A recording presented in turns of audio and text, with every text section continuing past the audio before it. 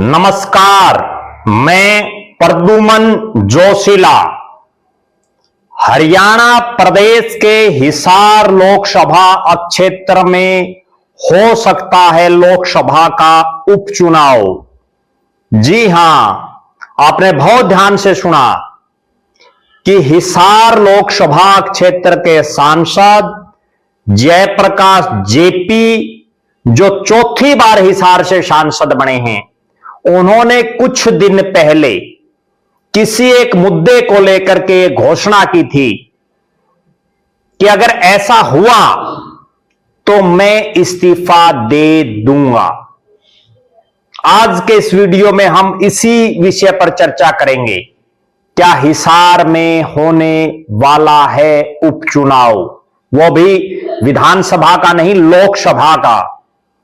उससे पहले आप सभी दर्शकों से यह अनुरोध है कि आप YouTube पर हमारे चैनल को सब्सक्राइब करें, बेल आइकन घंटी का बटन अवश्य दबाएं, YouTube पर हमारे चैनल को ज्वाइन करें ताकि आपका हमें सहयोग मिलता रहे। वीडियो को ज्यादा से ज्यादा शेयर करें, अपने कमेंट्स अवश्य लिखें। हरियाणा और देश से संबंधित कोई भी विषय हो, उस पर आप अपने सुझाव हम तक साझा कर सकते हैं। तो आज हम बात करने जा रहे हैं हिसार के सांसद जो कांग्रेस पार्टी के सांसद हैं, जयप्रकाश जेपी चौथी बार हिसार से एमपी बने हैं। केंद्र में भी मंत्री रह चुके हैं 1989 में। उन्होंने जब हिसार में नगर निगम का चुनाव चल रहा था, तब एक बयान दिया जिससे ना केवल हिसार बल्कि हरियाणा की राजनीति में हलचल पैदा हो गई। और बयान ऐसा कि कोई सोच नहीं सकता कि क्या जयप्रकाश जेपी भी ये कह सकते हैं। और चूंकि जुबान की कीमत होती है, राजनीति हो चाहे सामाजिक कार्य हो या कोई भी अन्य फील्ड हो, जुबान से बड़ा धन कोई नहीं है। उन्होंने जुबान दे दी और जयप्रकाश जेपी ने ऑन कैमरा ये कहा कि अगर हिसार में जो एयरपोर्ट बनाने के लंबे चौड़े दावे हरियाणा की सरकार कर रही है, हरियाणा के पिछले मुख्यमंत्री मनोहर लाल खट्टर हों चाहे वर्तमान मुख्यमंत्री नायब सैनी हों, दोनों बार बार इस तरह के बयान दे रहे हैं कि हिसार में अंतरराष्ट्रीय हवाई अड्डा बनाया जाएगा। और बाकायदा इस हवाई अड्डे का नाम महाराजा अग्रसेन के नाम पर रखने की घोषणा बहुत बार हुई, रखा भी गया। लेकिन जयप्रकाश जेपी ने एक बात कही कि भारत सरकार का जो स्टेटस है उसमें कहीं हिसार का एयरपोर्ट का कहीं कोई जिक्र है या नहीं है। इंटरनेशनल एयरपोर्ट हिसार में बन रहा है, इस बात का कहीं कोई जिक्र है या नहीं, ये बात प्रदेश के मुख्यमंत्री बताएं। और अगर हिसार में भारत सरकार के स्टेटस पर कहीं ये मिला कि हिसार में इंटरनेशनल एयरपोर्ट बन रहा है, तो मैं देश की सबसे बड़ी पंचायत संसद से इस्तीफा दे दूंगा। बहुत बड़ी बात जयप्रकाश जेपी ने कही। और संभवतः हरियाणा के इतिहास में जो वर्तमान जो 10 सांसद हैं, उनमें उन्होंने ये इतनी बड़ी हिम्मत करके दिखाई कि अगर कहीं भी इंटरनेशनल एयरपोर्ट जो भारत सरकार के स्टेटस में हिसार का नाम हो, मुख्यमंत्री जी स्पष्ट कर दें। मैं दर्शकों को एक वाक्य याद दिलाता हूं। जुबान की कीमत यह होती है। जब किसान आंदोलन चल रहा था मोदी जी की सरकार के खिलाफ, 3 काले कानूनों के खिलाफ, तो उस समय देश के इकलौते विधायक सांसद जो भी प्रतिनिधि हैं, विधायक और सांसद सत्र के, उनमें केवल इंडियन नेशनल लोकदल के उस समय के एलनाबाद के विधायक जो इकलौते इनेलो के विधायक थे, अभय सिंह चौटाला ने ये कहा था कि अगर ये तीनों काले कानून वापस नहीं लिए गए तो वो प्रदेश की विधानसभा से इस्तीफा दे देंगे, और उन्होंने एक डेडलाइन रख दी थी कि इस तारीख तक अगर नहीं वापस लिए तो मैं रिजाइन कर दूंगा। हो सकता है उनको बहुत लोगों ने समझाया भी हो, क्योंकि इकलौते विधायक थे, लेकिन जुबान की एक वैल्यू होती है जिसका कोई मोल नहीं होता। और अभय सिंह चौटाला ने प्रदेश की विधानसभा से इस्तीफा दिया क्योंकि वो तीनों काले कानून उस तारीख तक वापस नहीं हुए थे। हालांकि बाद में वो तीनों काले कानून वापस भी हुए। अभय सिंह चौटाला ने उपचुनाव भी लड़ा, फिर से वो प्रदेश की विधानसभा में पहुंचे। अब जो ताजा मामला है वो ये है कि क्या अभय सिंह चौटाला के पद चिन्हों पर ही चल पड़े हैं जयप्रकाश जेपी? क्या जिस तरह से अभय सिंह चौटाला ने प्रदेश की विधानसभा से इस्तीफा दे दिया था अपनी एक बात रखने के लिए, क्या उसी तरह से जयप्रकाश जेपी भी अपनी बात को पक्का रखने के लिए देश की सबसे बड़ी पंचायत संसद से इस्तीफा देंगे? और पिछले 2-3 दिन से तो यह मामला बड़ा आग की तरह फैल चुका है। सोशल मीडिया से लेकर के, मीडिया से लेकर के हर जगह इसी चीज की चर्चा है। और उसका कारण यह है कि जिस हिसार के इस हवाई अड्डे की हम चर्चा कर रहे हैं उसका अनगिनत बार तो उद्घाटन हो चुका है। अनगिनत बार प्रदेश के मुख्यमंत्री से लेकर के बड़े बड़े बीजेपी के नेता ये दावा कर रहे हैं कि ये इंटरनेशनल एयरपोर्ट बन रहा है। दुष्यंत चौटाला भी लंबे चौड़े दावे करके चले गए उप मुख्यमंत्री की, उनकी कुर्सी चली गई। जब भी हिसार आते कोई भी बड़ा नेता वो इस एयरपोर्ट का जिक्र जरूर करता है। और अब जो पिछले 2-3 दिन में एक एपिसोड इस मामले में हुआ वो ये हुआ कि एक जो लाइसेंस का जिक्र जयप्रकाश जेपी ने किया था कि इसको तो जो हिसार में ये एयरपोर्ट बनना है इसको तो अभी तक लाइसेंस ही नहीं मिला हुआ है। बात तो उन्होंने बड़ी गंभीर रखी थी। मैं दर्शकों को एक चीज और याद दिलाऊंगा। इनसे पहले जो हिसार के सांसद थे बृजेंद्र सिंह, उन्होंने देश की संसद में एक प्रश्न खड़ा किया, पूछा था, बीजेपी के सांसद होते हुए पूछा था कि हिसार में जो एयरपोर्ट बन रहा है क्या वो इंटरनेशनल एयरपोर्ट है? और उस समय भी बड़ी चर्चाएं चली थी इस चीज की, हमने भी एक वीडियो उस पर बनाया था। और तब केंद्र की सरकार ने, जो केंद्रीय नागरिक उड्डयन मंत्री हैं, उन्होंने बिल्कुल स्पष्ट कहा था कि इंटरनेशनल एयरपोर्ट बनाने का कोई प्रावधान, कोई विचार आज के दिन तक हिसार में नहीं है। अब जब यह लाइसेंस मिला है, यह लाइसेंस किस चीज का मिला है, इस पर हम एक अगले वीडियो में पूरी तहकीकात के साथ आपको बताएंगे। लेकिन जो भाजपाई दावा कर रहे हैं सोशल मीडिया से लेकर के और मीडिया के प्लेटफॉर्मों तक, वो इस तरह की खुशी मना रहे हैं कि हिसार हरियाणा का जो पहला एयरपोर्ट है उसका लाइसेंस मिल गया है और अब यहां से जो है उड़ानें शुरू होंगी। और ये दावा कर रहे हैं कि अब जयप्रकाश जेपी जी को इस्तीफा दे देना चाहिए। जेपी के इस्तीफे की बाट देख रहे हैं। और मेरे पास जो अंदर की सूचना है कि जयप्रकाश जेपी के इस इस्तीफे की भनक के चक्कर में कि कहीं जेपी जी इस्तीफा ना दे दें, बहुत से नेताओं ने यहां से चुनाव की तैयारी शुरू कर दी है। अपनी जो है मैनेजमेंट किस ढंग से हम करें अगर चुनाव लड़ना पड़ गया तो, उसके लिए प्रयास शुरू कर दिए हैं। और वो ये बाट देख रहे हैं कि कब अभय सिंह चौटाला की तरह जयप्रकाश जेपी भी इस्तीफा दें। जैसे पिछला जो मनोहर लाल जी का कार्यकाल था उसमें हरियाणा में 3 विधानसभा के उपचुनाव हुए।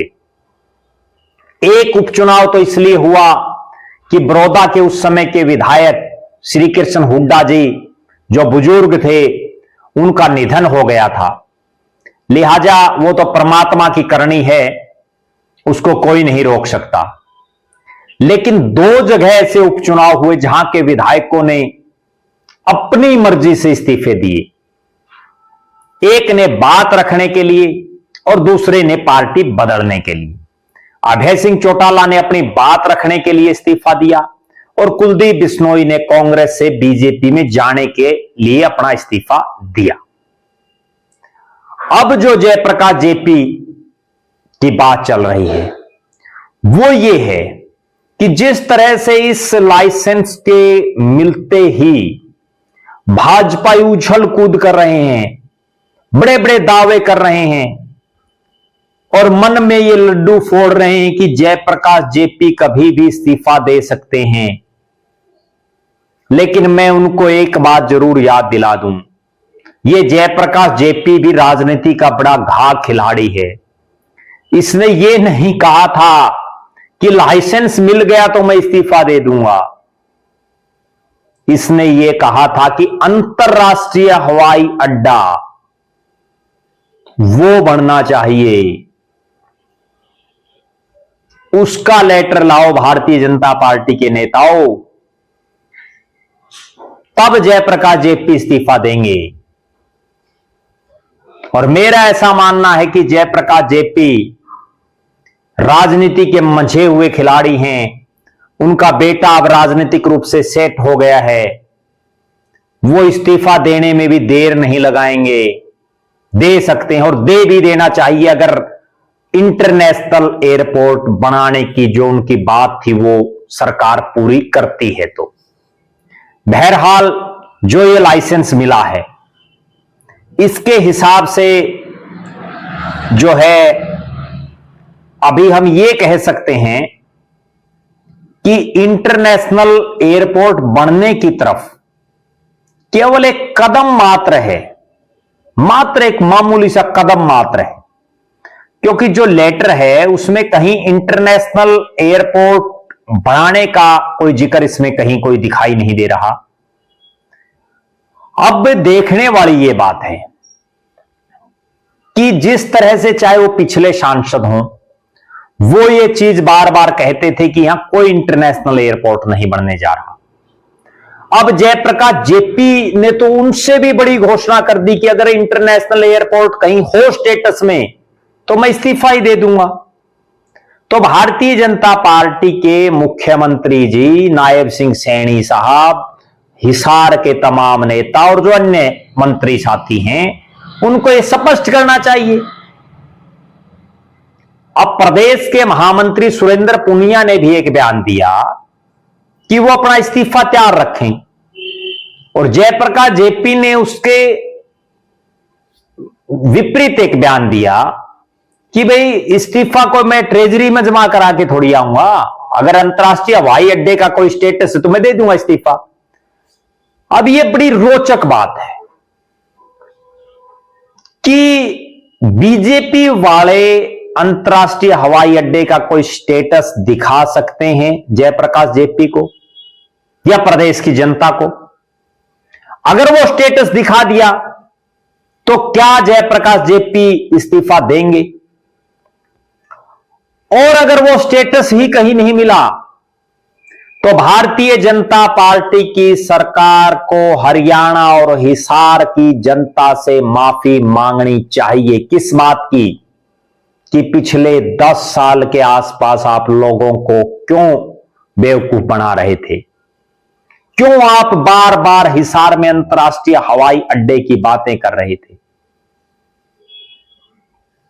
धरातल पर क्या है वो हम भी जानते हैं, भाजपाई भी जानते हैं और जयप्रकाश जेपी भी जानते हैं और दर्शक भी जानते हैं। वो भी कमेंट करके बताएं, क्या हिसार में आपकी नजर में अंतरराष्ट्रीय एयरपोर्ट बन रहा है?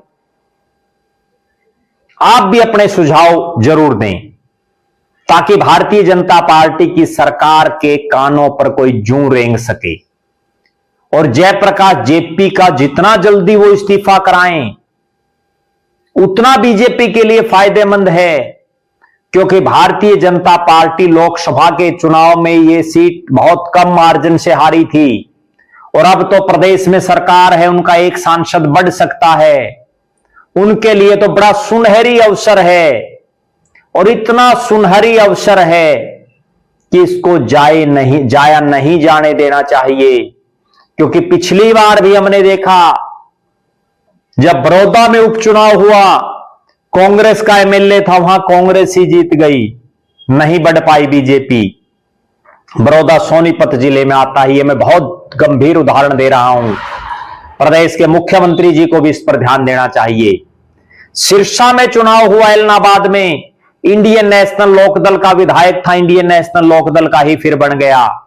लेकिन जब हिसार की धरती की बारी आई, आदमपुर की सीट की, कांग्रेस का विधायक था और वहां से बीजेपी का विधायक बना, जिससे बीजेपी के 40 + 1 41 विधायक हुए। और उसके बाद जेजेपी को बाहर का रास्ता दिखा दिया गया। तो इसलिए हिसार की धरती बीजेपी वालों के लिए भाग्यशाली है। आप जल्दी से जल्दी वो इंटरनेशनल एयरपोर्ट का स्टेटस जयप्रकाश जेपी को दिखाओ, हरियाणा की जनता को दिखाओ, ताकि जेपी साहब इस्तीफा दें और हिसार में उपचुनाव हो। और उपचुनाव होगा तो सरकार पूरी ताकत से लड़ेगी, क्योंकि अब विपक्ष भी कमजोर हो चुका है। विपक्ष तो बिल्कुल मरणासन हालात में दिखाई दे रहा है, और बीजेपी का एक सांसद बढ़ जाएगा। मोदी जी जो बहुमत से दूर हैं, उसमें एक सदस्य का और ही इजाफा हो जाएगा। हिसार की सीट के माध्यम से नायब सिंह सैनी साहब नरेंद्र मोदी जी को बहुत बड़ा फायदा पहुंचा सकते हैं। देखना यह है कि वो कब ये स्टेटस दिखाते हैं।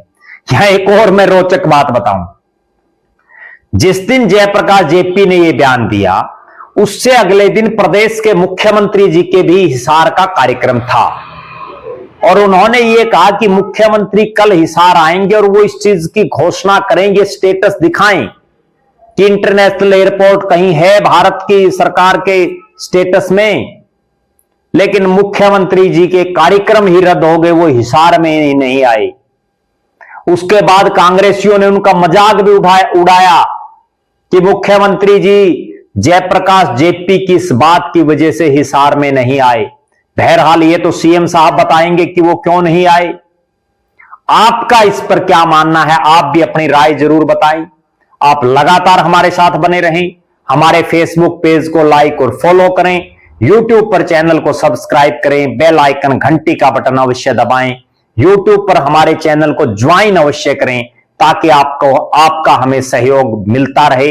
वीडियो को ज्यादा से ज्यादा शेयर करें, अपने कमेंट्स अवश्य लिखें, और यह जरूर बताएं कि क्या आपकी नजर में हिसार में अंतर्राष्ट्रीय एयरपोर्ट बन रहा है, या सरकार केवल आंखों में धूल झोंकने का काम कर रही है, जैसा पहले होता रहा है। बहुत बहुत धन्यवाद। आपका अपना प्रद्युमन जोशीला।